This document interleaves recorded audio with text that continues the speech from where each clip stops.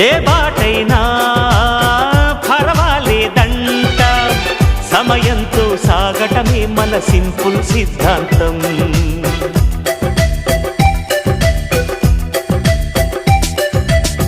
చిరుగాలికి పరిమళమిచ్చే సిరిమల్లెల వనమై ఉందాం, గగనాన్ని నేలను కలిపే హరివిల్లుల వంతెన అవుదాం.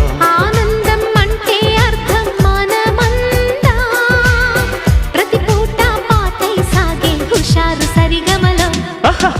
ఎన్నో ఎన్నో రాగాలుండే సంగీతం కాదా, చల్లకి నవ్వుల కేరింత.